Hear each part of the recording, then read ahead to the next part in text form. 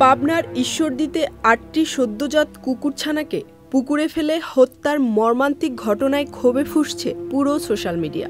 সাধারণ মানুষ থেকে শুরু করে শোবিজ তারকারাও এই অমানবিকতার বিরুদ্ধে প্রতিবাদ জানাচ্ছেন।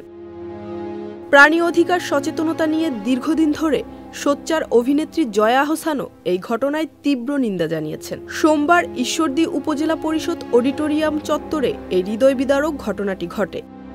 স্থানীয় সূত্র জানায়, সপ্তাহখানেক আগে সরকারি কোয়ার্টারে থাকা ক্ষুদ্র কৃষক উন্নয়ন ফাউন্ডেশনের এক কর্মকর্তার বাসার আঙিনায় জন্মেছিল ৮টি ছোট কুকুরছানা। কিন্তু সোমবার আচমকা মা কুকুরটিকে ছোটাছুটি ও আর্তনাদ করতে দেখে সন্দেহ হয় স্থানীয়দের। পরে জানা যায়, কেউ নিষ্ঠুরভাবে ছানাগুলোকে পুকুরে ফেলে হত্যা করেছে। মায়ের চোখের সামনে পানিতে ভেসে ওঠে তার সন্তানদের নিথর দেহ। আর্তনাদ করতে করতে পাশে বসে থাকে সে। পরে ছানাগুলোকে মাটি চাপা দেওয়া হয়। অভিযুক্ত কর্মকর্তা হাসানুর রহমান নয়ন ঘটনার সত্যতা স্বীকার করে জানান, সন্তানের নিরাপত্তার কথা ভেবে স্ত্রীর ছানাগুলোকে সরাতে বলেছিল, কিন্তু মেরে ফেলা হবে তা ভাবিনি। আমি লজ্জিত ও দুঃখিত।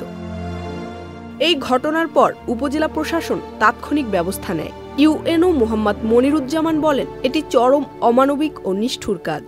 শাস্তিস্বরূপ ওই কর্মকর্তাকে একদিনের মধ্যে কোয়ার্টার ছাড়ার নির্দেশ দেওয়া হয়েছে। সাথে মা কুকুরটির চিকিৎসার দায়িত্ব দেওয়া হয়েছে প্রাণী সম্পদ অধিদপ্তরকে। এই নির্মমতার খবর ছড়িয়ে পড়তেই সামাজিক যোগাযোগ মাধ্যমে শুরু হয় তীব্র প্রতিক্রিয়া।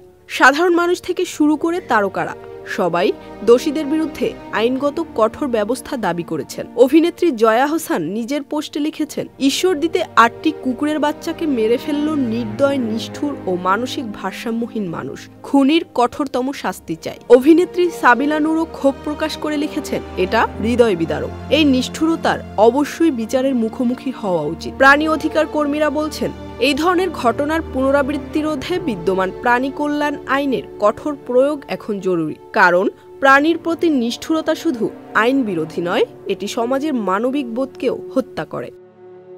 Zerin Sumi, channel I.